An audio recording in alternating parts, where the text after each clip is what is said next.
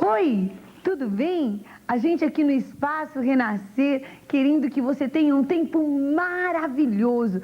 E hoje você vai ouvir uma experiência de vida tremenda, algo incrível. Como é impressionante como Deus tem um plano para as nossas vidas e vai nos alcançar nas profundezas do abismo e trazer mesmo para a sua maravilhosa luz. Essa experiência de vida do Átila Brandão, você não pode perder.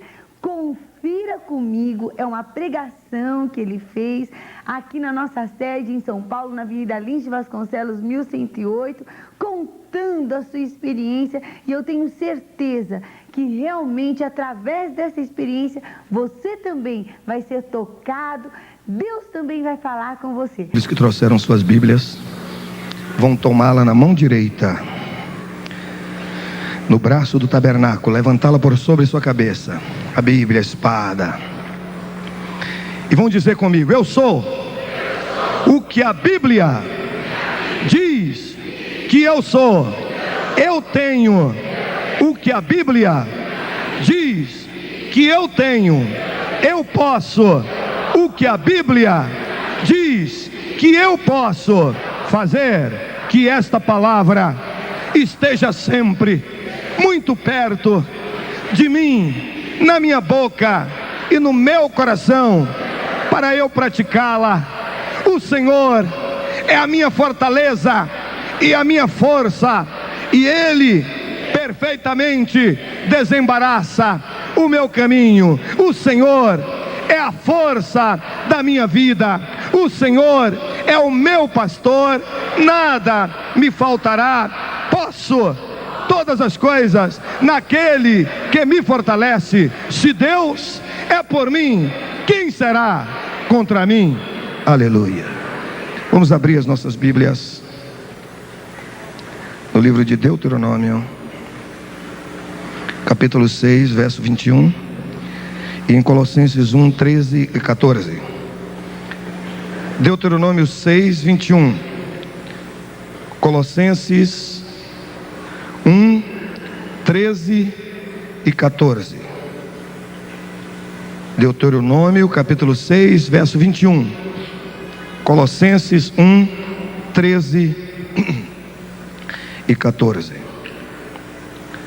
Eu era escravo de Faraó no Egito, mas o Senhor com mão forte me tirou de lá e me transportou para o reino do Filho do seu amor, aonde recebi o perdão dos meus pecados, a saber, a remissão pelo seu sangue.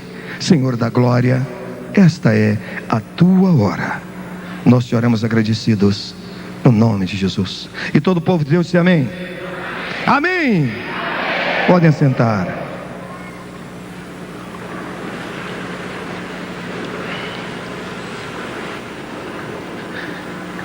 Eu era escravo do diabo.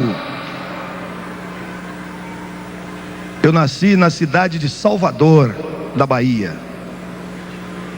de uma família muito rica na minha terra, muito prestigiada e muito conhecida. E quando eu era muito pequeno, de muito tenra idade, algo na casa em que nós morávamos me chamava muito a atenção. Havia um salão muito amplo, muito grande, e dentro daquele salão existiam vários armários que iam do chão até o teto, e eles eram de Jacarandá da Bahia. E na frente tinha um vitrô de cristal da Boêmia, e ali dentro um sem número de livros, de obras raras, que foram trazidas da Europa pelos meus avós. E aquilo me atraía muito. Desde pequeno eu sempre chegava ali, começava a olhar aquilo, abria aquele armário com esforço muito grande, ia compulsando aquelas literaturas. E porque existia aquela grande biblioteca ali, e aqueles livros estavam ali, e aquilo me chamavam a atenção, E eu ia lendo livro após livro, foi criando em mim um hábito de pesquisa, um hábito de ler. E cada vez que eu ia crescendo, eu ia alimentando no meu coração um desejo muito grande de ser um cientista. Eu queria ser respeitado na minha terra e no meu país, não pelo nome de família ou pelos bens materiais que a família dispunha, mas sobretudo pelo intelecto. Eu queria ser um homem muito preparado. Eu queria estudar nas melhores universidades do mundo, queria falar todas as línguas que pudessem, queria conhecer os 4 cantos do mundo. Este é o meu anelo, era o meu anseio, era o meu ideal. E eu fui crescendo dia após dia, os dias iam passando, e um certo dia, quando dei conta, eu já estava entrando no colégio militar. E depois de ter terminado o meu curso no colégio militar, eu fui para uma academia militar. E ali naquela academia militar, após 4 anos, eu fui declarado aspirante oficial nos idos de 1967. E naquele mesmo ano, eu fui declarado aspirante em outubro. No mês de dezembro, por insistência de uma garota com quem eu namorava, que estava terminando o curso de medicina, eu ingressei na faculdade de Direito da Universidade Federal. E aí comecei a estudar. E fui crescendo, fui progredindo como soldado. Eu era muito vaidoso, eu gostava de ser militar. Geralmente os militares, eles usam uma farda onde os botões são dourados. Os meus eram de ouro. Eu tinha um cinto que precisava ser burnido todo dia, quando todos os militares, mas o meu era de ouro, não precisava. E eu calçava um sapato de oleado para não precisar polir. Eu era muito orgulhoso e muito vaidoso por ser oficial. Era um grande sonho da minha vida. E os dias foram passando, e em 1973 eu fui promovido ao posto de capitão. E eu era um dos poucos capitães com 20 e poucos anos de idade que ostentava no meu peito esquerdo 3 medalhas, uma passadeira completa, e uma delas era de feitos heróicos. Mas neste mesmo ano de 1973 eu já estava me graduando no curso de Direito. E nós fizemos uma amizade muito grande naquela escola, desde no primeiro ano, nos idos de 67. Íamos reunindo, amealhando amigos de todas as unidades da nossa universidade. E fizemos um grupo composto de pessoas que estudavam medicina, estudavam farmácia, enfermagem, engenharia, nutrição, economia, administração. E aquele grupo se reunia quase que cotidianamente no restaurante universitário, e nós não permitíamos que outras pessoas entrassem naquele grupo. Era um grupo fechado. E nós discutíamos coisas que eram importantes para nós, principalmente aquilo que se dizia fenômenos extrasensoriais. Estudávamos a mente humana, aquelas coisas todas, e aquilo ia causando no coração da gente um desejo de aprender mais a respeito dessas coisas. E um dia, quando nós menos esperávamos, terminou o nosso curso universitário, e nós estávamos prestes a nos confrontar com a vida profissional. Então fizemos uma aliança. A partir de hoje, nós vamos continuar nos reunindo em cada uma das nossas casas semanalmente, e não vamos permitir que ninguém faça parte do nosso grupo que não seja doutor, que não tenha um anel no dedo ou um diploma de nível universitário. Começamos com aquele pacto naquele 1973 e seguimos para a vida profissional. E quando nós recebemos o canudo, muitos dos nossos anelos, dos nossos desejos, dos nossos sonhos se desfizeram. Agora nós tínhamos um desejo muito grande, que era o desejo de ganhar dinheiro, e ganhar muito dinheiro como advogado. E montamos um escritório com 6 advogados trabalhando conosco, e começamos a trabalhar no fórum da nossa cidade, advogando para multinacionais. E eu costumava dizer que o fórum da minha terra era o maior magazine do norte e nordeste do Brasil, onde se comprava e se vendia todas as coisas. E ali estava eu, advogado, jovem, montado no Mercedes-Benz, dirigido por um motorista vestido a rigor, com roupa e com cap. Tinha um menino para carregar minha pasta, e eu, muito vaidoso e muito orgulhoso, entrava ali vestido de ternos ingleses ou italianos, gravata Hermès, camisa Lacoste, meia Doré, ia todo janota, todos os dias, para aquele fórum em busca de grandes somas de dinheiro. e nós estávamos trabalhando, e nós estávamos prosperando, as coisas estavam funcionando, o tráfico de influência era grande, e nós estávamos realmente satisfeitos. Mas eis que um certo dia, eu que era uma pessoa eminentemente vaidosa, e que não gostava de apertar a mão de ninguém, se alguém tinha que apertar a minha mão para fechar o negócio, eu queria chegar correndo no escritório em casa para lavar a mão, a depender do tipo de pessoa, passar um pouco de éter ou de álcool, né? Às vezes até detergente, alguma coisa, porque eu tinha nojo das pessoas, eu olhava as pessoas como números, como meros volumes, que não tinha outro interesse a não ser faturar, ganhar dinheiro e traficar com aquelas influências. Mas um certo dia, eu ia saindo do fórum da minha terra, o Fórum Rui Barbosa, e ali no portão principal, em frente ao fórum, na sua entrada principal, estava o nosso carro parado com o nosso motorista, e quando eu descia com aquele menino que carregava a minha pasta, eu vi um ex-companheiro de caserna, um ex-companheiro de quartel, e eu vi que ele me viu, e quando eu vi que ele me viu, eu quis dar uma de João sem braço. Eu quis abaixar-me e sair correndo para dentro do carro. E ele disse: não adianta correr, já te vi.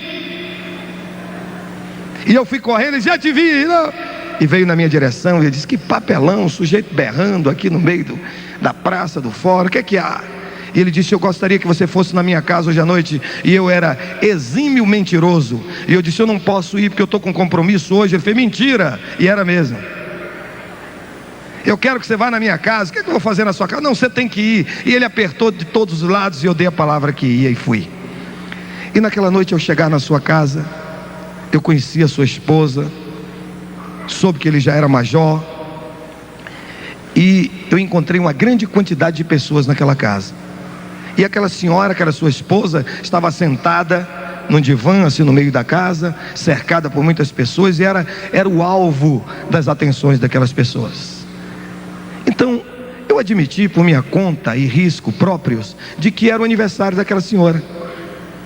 E eu fiquei triste com aquele major, porque ele não tinha me falado que era aniversário daquela senhora, porque eu passaria numa loja, compraria uma joia muito cara e daria ela na vista de todo mundo, para que ela dissesse: olha o que ele me deu. Eu era muito vaidoso, e eu não pude marcar aquele ponto de massagear o meu ego e a minha vaidade naquela noite.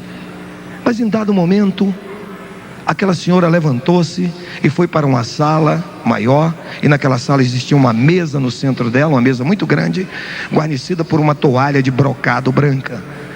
E aquela senhora sentou-se na cabeceira daquela mesa e chamou-me para sentar-me do seu lado direito, local de autoridade. E eu fiquei feliz: ó, como eu sou importante aqui, vou vir sempre aqui nessa casa. E depois ela foi posicionando as pessoas ao redor daquela mesa, e de repente ela deu um sinal para o esposo, e ele assentou-se em diagonal a mim. Eu estava aqui à direita, ele estava aqui, ó, lá do outro lado, na ponta da mesa. Eu comecei a sorrir, e ele também sorria. Eu creio que ele sorria porque pensava que eu estava gostando, mas não é. É que no meu coração eu estava dizendo: oh, que saudade do quartel. Se eu ainda estivesse no quartel, eu ia chegar amanhã no pátio, ia espalhar aqui em casa que mulher manda, até o galo canta fino.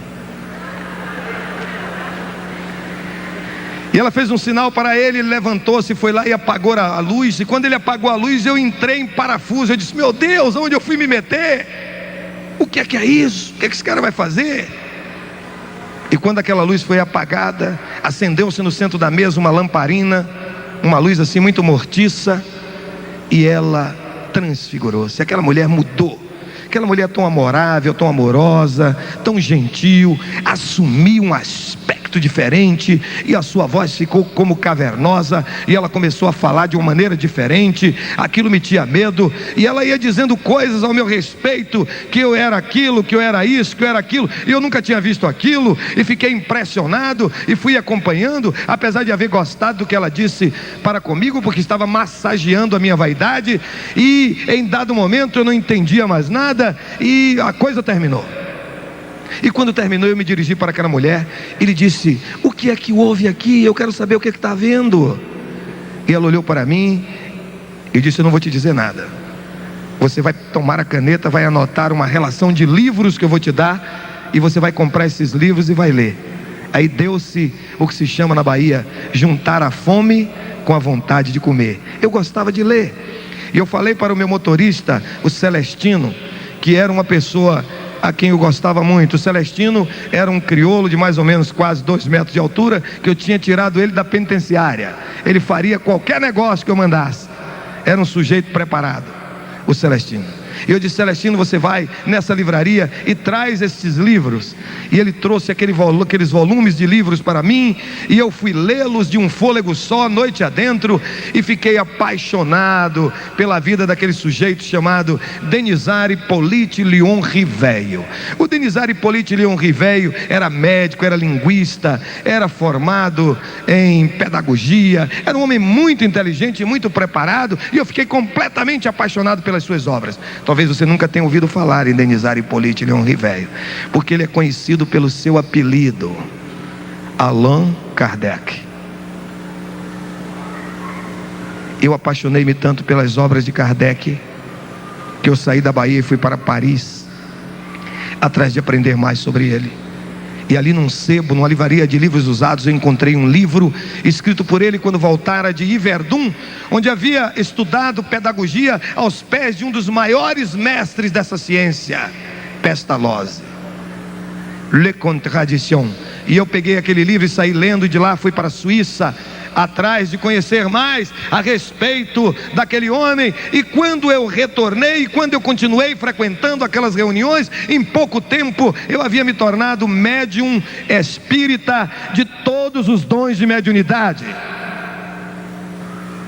Eu era médium de audiência, o via no mundo do espírito, médium de vidência, via no mundo do espírito, médium de incorporação, recebia entidades, médium de transporte. Meu espírito saía do meu corpo e andava vagueando pelo mundo, trazendo respostas para os consulentes, e era médium de psicografia, a chamada escrita mediúnica. E comecei a levar aquilo a sério. Eu achava que aquela era a nova e a grande revelação. E comecei a estudar cada livro, e comecei a fazer conferências, e comecei a andar por aí e a mostrar que realmente aquilo era o suprassumo da verdade. E uma certa vez eu encontrei-me com um homem muito conhecido neste Brasil, militante nessa área do espiritualismo, todo o Brasil o conhece. E ele, conversando comigo, disse: Átila, você é um rapaz muito inteligente, e por isso você está assim, mas eu quero te fazer um desafio, um grande desafio. E eu gostava de desafio, eu gostava de ser desafiado, eu gosto de ser desafiado. Ele me disse: eu quero que você vá para a limpeza pública do espaço. Eu disse: o que é a limpeza pública do espaço? Ele disse: é Umbanda. Eu disse: vou. E com pouco tempo, além de médium espírita de todos os dons de mediunidade, tornei-me o grande terreiro de Umbanda. Ah, mas como eu gostei de ser o grande terreiro de Umbanda. Que coisa boa para mim era o grande terreiro de Umbanda. Embora cada dia que passava eu me tornava um sujeito mais miserável, mais implacável, mais desgraçado, mais irascível, mais iracundo, odiando a tudo e a todos e a mim mesmo. Mas como a Umbanda para mim era boa, porque me dava as respostas imediatas. Muitas vezes nós estávamos pugnando numa causa que envolvia honorários de 2, 3 milhões de dólares, e nós queríamos receber aquilo, estavam ávidos de receber, e procurávamos corromper o advogado ex-adverso, e ele não topava a parada, e dizia que não tinha acordo, que não tinha jeito, e nós dizíamos: quinta-feira nós vamos resolver esse problema, e ele dizia: não tem dia na semana para resolver, e nós dizíamos: vamos resolver. E eu havia feito um pacto, uma aliança com alguém muito poderoso para mim, e ele era o chefe de tudo, e o nome dele é Satanás. E eu fiz uma aliança de sangue com ele. E quando chegava na quinta-feira eu dizia: Satanás, eu quero que você me faça um favor, e o que você pedir eu vou te dar. Ele dizia: o que é que você quer? Na meia-noite, naquela gira, naquele gongá, naquele canzoá, naquele terreiro. Eu dizia: eu quero que você bata o carro de doutor fulano, vire o carro dele, coloque um infarte no coração de fulano de tal, faça com que o juiz, doutor fulano, que não quer dar a sentença, a mulher traia ele, bote outro homem na cara dele e brigue dentro de casa com ele, faça um escândalo e eu dou o que você quiser. E com 24, 48 horas no máximo, a coisa era realizada. E o que é que eu tinha que fazer? Eram coisas simples. Apenas oferendas. Colocar oferenda nas praias, nas cachoeiras, nos rios, nas encruzilhadas machos e fêmeas, nas praças, nos jardins. Mas isso a mídia mostra em nosso país. As pessoas fazem isso. Eles estão comprometidos com as trevas. E quando você deseja matar alguém, a coisa tem que ser um pouco mais difícil. Você tem que ir ao cemitério, corromper o coveiro, abrir uma sepultura e comer a carne do defunto, para que Satanás te responda.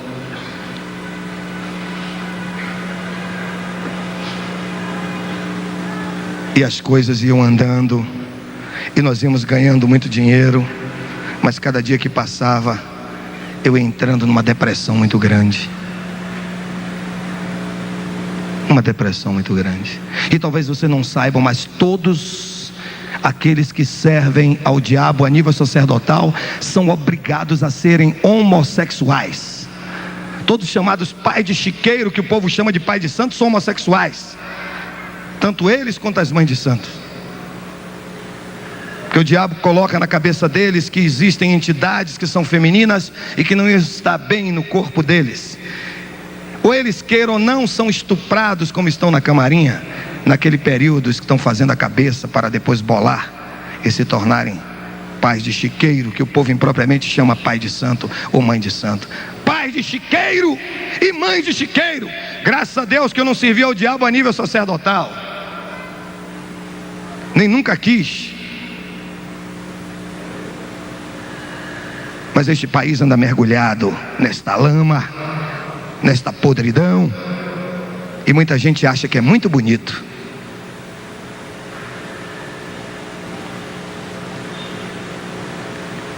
E cada dia que passava eu entrava numa espiral. Não tinha paz, não tinha alegria, nada me satisfazia. Era um homem casado com uma médica, e nós tínhamos trocado algumas gentilezas em casa, e eu lhe disse: se você quiser ficar dentro desta casa, quando nós cruzarmos pelo corredor, não toque em mim, porque eu tenho nojo, eu tenho asco de você. E nós vivíamos juntos apenas para manter as aparências, porque eu precisava muito dela, porque eu era um sujeito prostituto, cheio de amantes, muitas das quais eu tinha dado carro, apartamento e dinheiro. E eu precisava daquela mulher, minha esposa, junto de mim, para nas festas conseguir a graça de mulheres de outras pessoas.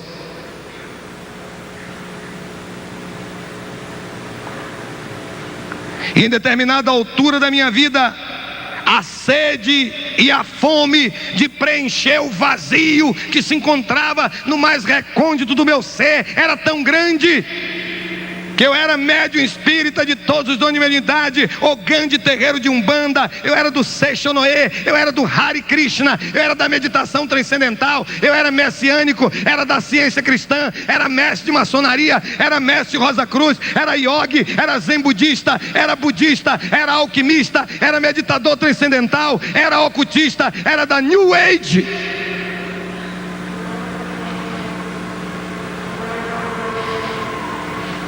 E cada dia que passava as coisas iam ficando pior.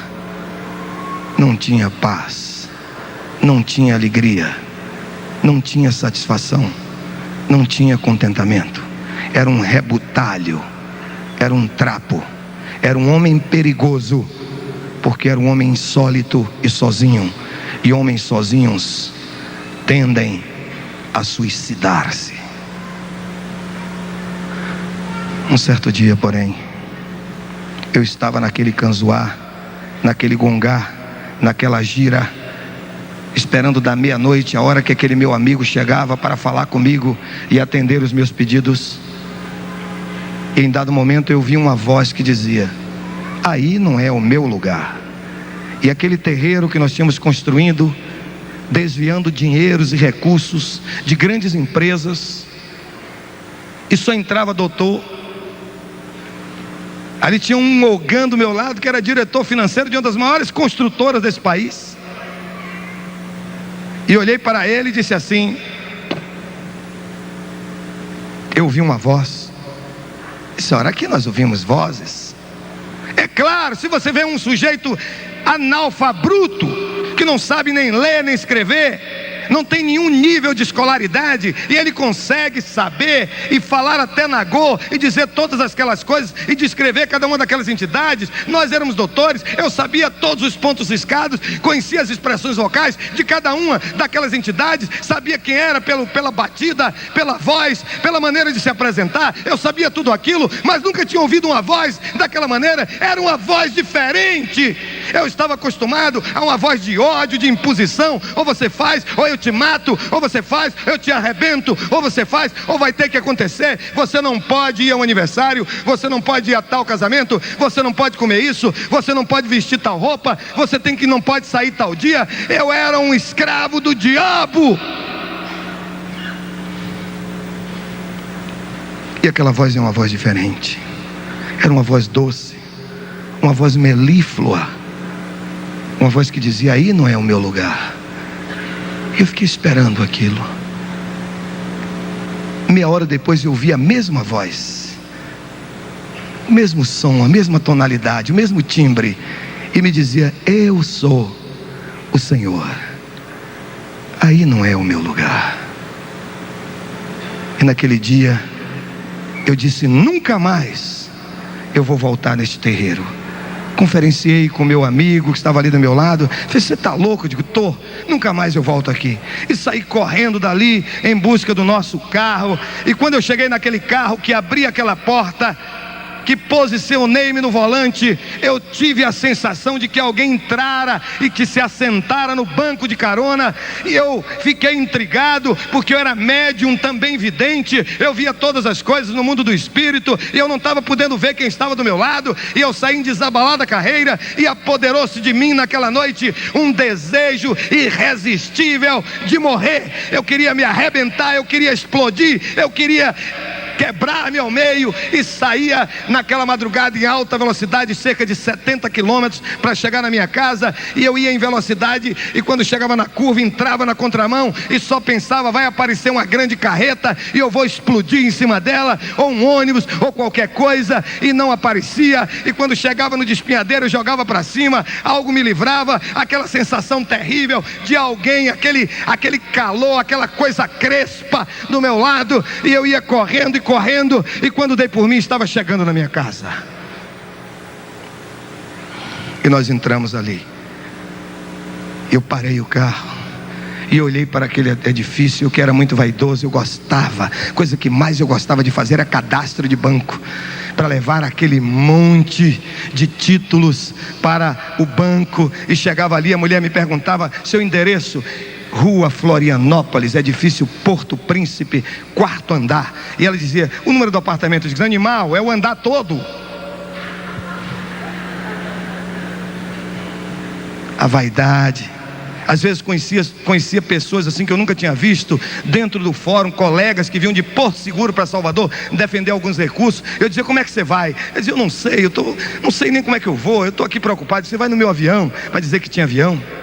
Às vezes convidava as pessoas para ir conhecer ali Itaparica: você vai na minha lancha? Para dizer que tinha lancha. Vai na minha fazenda? Vai chupar um cacau lá no sul da Bahia? Para dizer que tinha fazenda. Era uma vaidade terrível, doentia, mórbida. Eu aproximar-me naquela noite do nosso apartamento. Eu saltei, fui para o elevador do prédio. Aquela sensação de que algo estava do meu lado, me seguindo. E eu pulei dentro do apartamento para ver se aquilo se desviava, mas também entrou comigo. Pulei dentro do elevador e foi subindo comigo. E quando eu cheguei em casa, empurrei a chave, bati a porta, mas entrou comigo e eu não podia ver. Eu fui para o meu quarto. Era obrigado a fazer uma prece. Eu não sabia porquê, mas era uma prece mecânica, eu tinha que fazer. Eu sentei-me ali, vesti o meu pijama, estava à beira da cama e comecei a fazer aquela prece. E quando eu olhei para a porta do meu quarto, eu vi quem estava me seguindo naquela noite. Era o meu amigo Satanás, o príncipe das trevas. E ele me disse: se você sair de qualquer dessas minhas obras, dos meus trabalhos, eu vou te matar. Eu vou destruir a sua mulher e sua filha. Eu tinha uma filha, Andréa, minha filha mais velha. Eu disse: Satã, vamos fazer um acordo. Ele disse: o que é que você quer? Eu disse: eu quero que você mate agora mesmo minha mulher e minha filha e me deixe viver. Eu estava preparado para matar, mas não estava preparado para viver. Eu andava armado com a pistola Colt .45 dentro de uma bolsa que eu andava a tiracola em todos os lugares, dentro da minha pasta, com 2 carregadores tipo cofre, carregados. Mas eu não estava preparado para morrer. E naquele momento que ele me disse que ia me matar, eu entrei em parafuso. Parafuso é uma linguagem de aviação, que quando você vai voando um equipamento e ele perde a velocidade de sustentação, ele estola, ele pende para o lugar mais pesado e começa a rodar, e você se esborracha no chão. E dito e certo, eu entrei em parafuso e caí esparramado no chão. Eu estava com medo, eu estava perplexo, eu estava atônito, eu não estava preparado para morrer. Então eu fiz o que qualquer homem valente e corajoso faz nesses momentos: botei a boca no mundo, comecei a gritar. E eu gritava, e gritava, e gritava, e gritava, e gritava. E quando eu estava no auge daqueles berros, eu senti que uma mão pousava no meu ombro por trás de mim e me dizia: diga Jesus. Imagine, onde é que você já viu algum espírita do alto espiritismo, do chamado espiritismo científico, chamar o nome de Jesus? Eu sabia que Jesus era um médium, um homem de Nazaré, um médium que recebeu por incorporação um Cristo planetário, e que algum dia, depois de muitas reencarnações, eu também seria um Cristo planetário, um avatar, um espírito angélico, porque eu ia gritar por Jesus, gritar por Deus. Eu sabia que Deus não existia. Todo o povo do alto espiritismo sabe que Deus não existe, que existe um conselho de espíritos angélicos que dirigem a orquestração universal. Por que eu ia chamar por Deus? E era difícil para mim chamar por Jesus. Judeu, eu judeu, filho de judeu, chamando o nome de Jesus. Eu sabia que Jesus não era o Hamashia, que Jesus não era o Shiloé, ele não era o enviado. De que maneira eu podia chamá-lo? Mas eu estava com medo, eu estava perplexo. E quando uma pessoa está com medo, ela não raciocina. Se mandasse chamar José, eu chamaria José. Antônio, eu chamaria Antônio. Miguel, eu gritaria Miguel. Eu estava em pânico. E um homem com medo, ele sobe num pé de mandacaru. Eu não sei se consegue descer, mas sobe. Eu me lembro quando era menino na fazenda, eu com medo de uma vaca que tinha acabado de dar luz a um bezerrinho, e ela gostou de minha cara e queria me fazer carícias e correu atrás de mim, e eu saí numa velocidade tremenda e pulei uma cerca de 7 fios de arame farpado, não sei como. Um homem com medo e em pânico faz coisas terríveis, e eu estava com medo.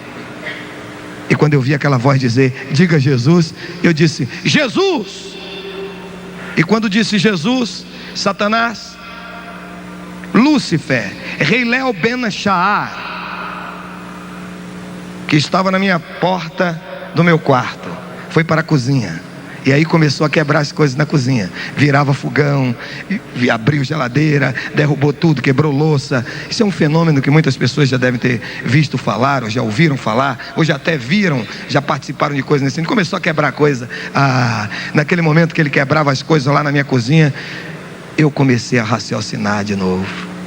E eu disse: veja só, Eu chamei um nome, Jesus, e esse desgraçado foi lá para a cozinha e está quebrando tudo. Se eu continuar chamando Jesus, ele vai arrebentar tudo na casa do vizinho, vai quebrar tudo, vai tocar fogo lá. E eu disse: Jesus!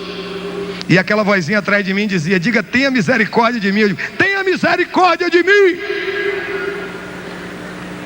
E em dado momento eu experimentei algo que eu nunca tinha sentido na minha vida. Um silêncio fez-se em toda aquela madrugada, e eu experimentei uma paz tão profunda e tão tremenda no meu coração, e uma alegria, o colorido da vida, o sabor de viver. Eu fiquei tão curioso com aquele oráculo que estava atrás de mim, me dizendo o que devia fazer, que eu olhei para trás para descobrir quem era, e descobri algo que eu não sabia. Ali estava a mulher mais bonita do universo, a minha esposa.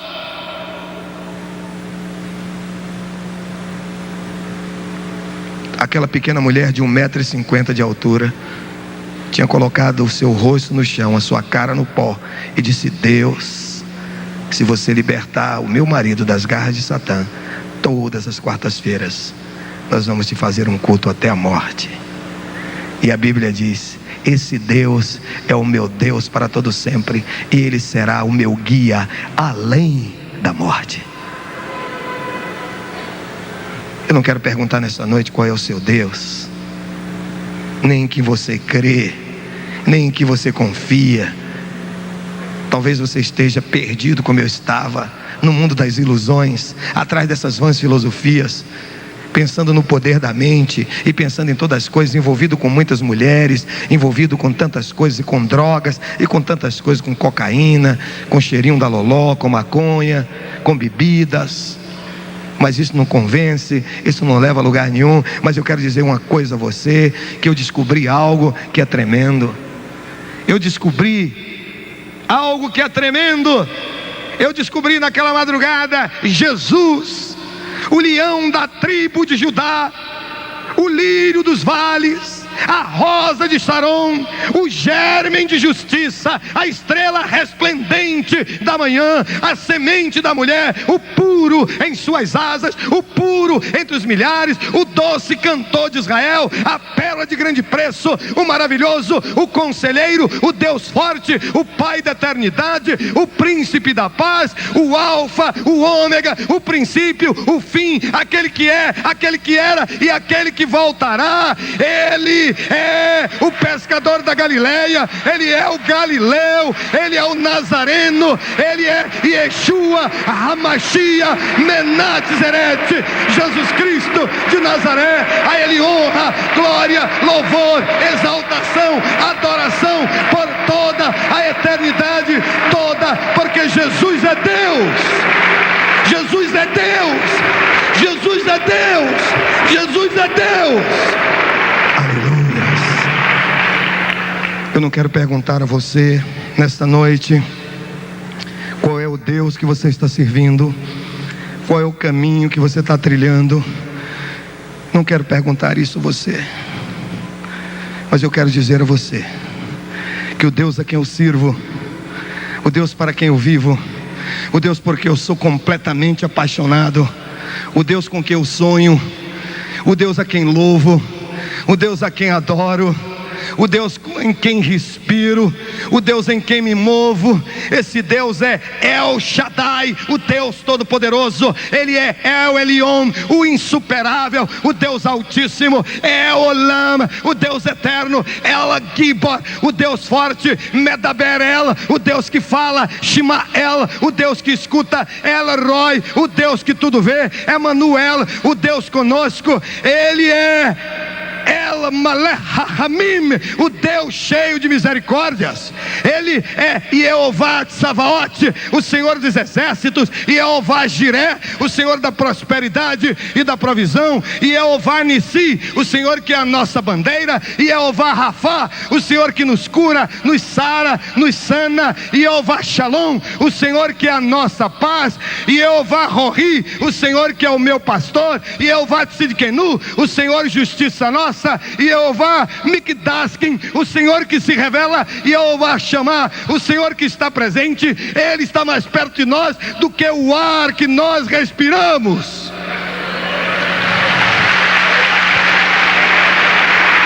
Aleluia.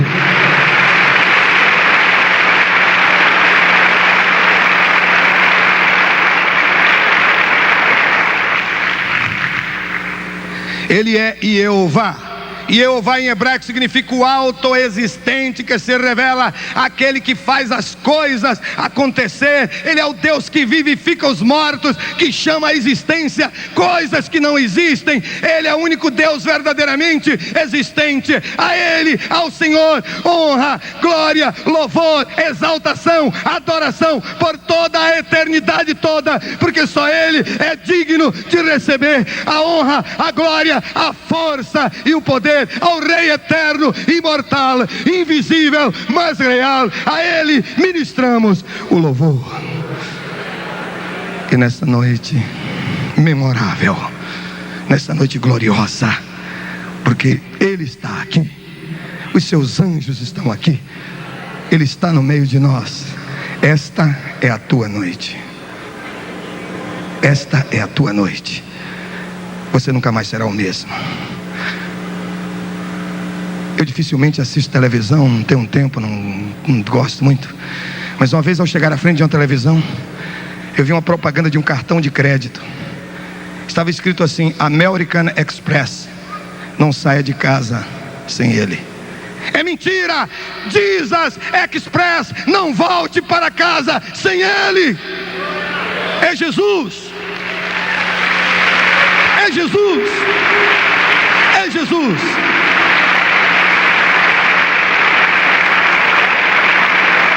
E nesta noite é a tua noite. É a tua noite. E agora posso dizer como Paulo: nem a morte, nem a vida, nem a profundidade, nem a altura, nem coisa alguma deste mundo me pode afastar do amor de Deus que está em Cristo Jesus. O homem que anda com Satanás é um homem solitário, porque o reino de Satanás se move pelo ódio. Mas aquele que ama com Jesus, anda com Jesus, está acompanhado para sempre. Eis que eu estou convosco todos os dias, até a consumação dos séculos. O homem que não tem Jesus é como um bêbado montado a cavalo, pende para frente e para trás, para um lado e para o outro. Não tem norte, não tem segurança, não tem direção, não tem estabilidade, não tem nada. O homem que não tem Jesus é alguém cheio de vazio.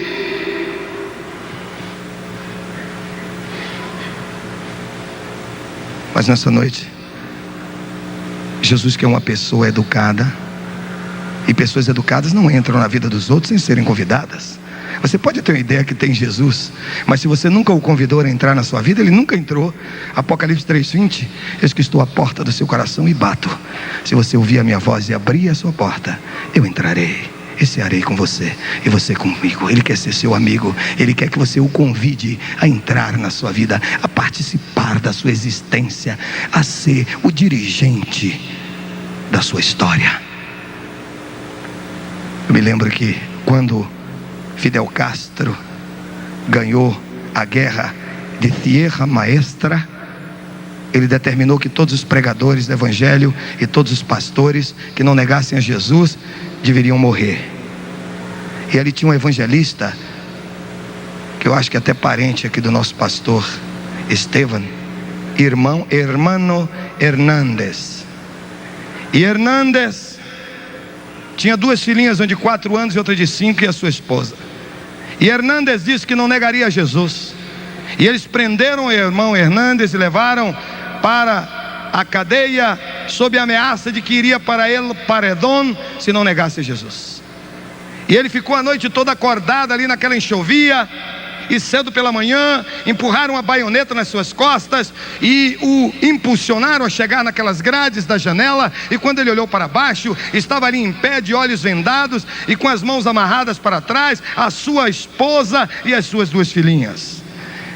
E aquele oficial que estava no comando disse assim: Hernández, usted nega a este impostor, Jesucristo, o la muerte suya, de sua mulher e suas hijitas. Hernandes olhou para sua companheira, olhou para aquela criancinha de 4 anos. E eles empurraram a criancinha para a frente daquele pelotão de fuzilamento, olhos vendados, as mãozinhas amarradas nas costas. E Hernandes olhou para baixo e começou a chorar e chorar. E ele foi cantando: estou seguindo a Jesucristo, deste caminho eu não desisto. Estou seguindo a Jesucristo, atrás não vuelvo mais. E eles metralharam a criança de 4, empurraram a de 5. Nega a Jesucristo ou la muerte. Estou seguindo a Jesucristo, deste caminho eu não desisto. Estou seguindo a Jesucristo, atrás não vuelvo mais. Metralharam de 5, colocaram a esposa. Ele olhou para aquela esposa, aquela amada, aquela companheira desde os seus tempos da juventude, e eles disseram: nega a este impostor, Jesucristo ou la muerte. E Hernandes olhou para a esposa e disse: não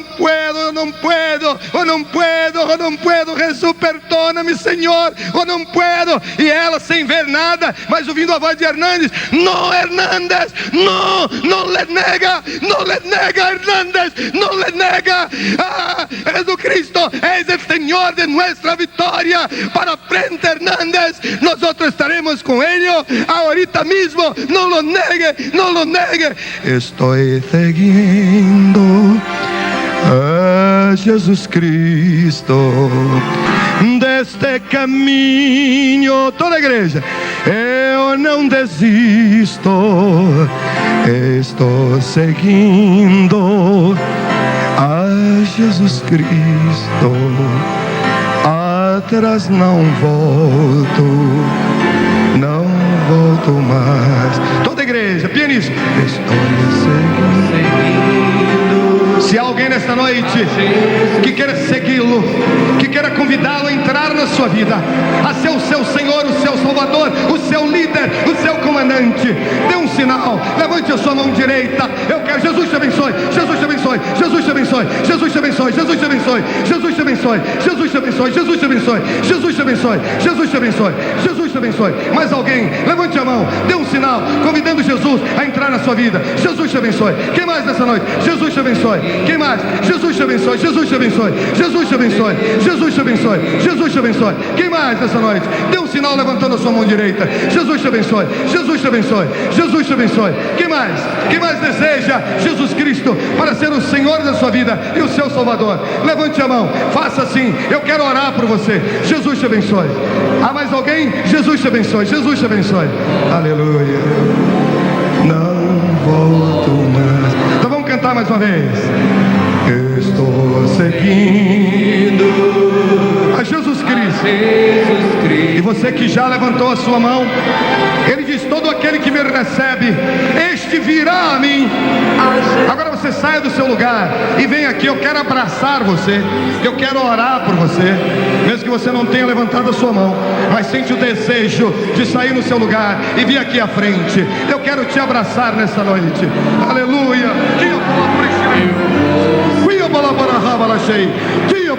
Venha rápido, venha rápido. É Jesus, é Jesus. A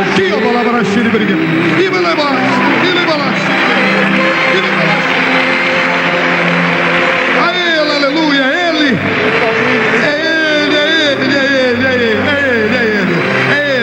É Jesus, é Jesus, Jesus, é Jesus, é Jesus. Mesmo que você não tenha levantado a mão, mas sente o desejo de vir para Jesus, venha rápido. Fica aqui, eu quero orar por você. Fiquem aqui, venha para Jesus. Venha, eu quero abraçá-lo, quero orar por você. Jesus te abençoe, Jesus te abençoe. Pode vir mesmo que não tenha levantado a mão, este é o momento. A igreja está orando em línguas. Nós estamos saqueando os infernos e povoando os céus. Aleluia, venha para Jesus. Como você estiver, se estiver drogado, homossexualizado, estiver perdido, desesperado, venha. Jesus é a fonte inesgotável de felicidade. Jesus é Deus, Ele é Deus. Aleluia.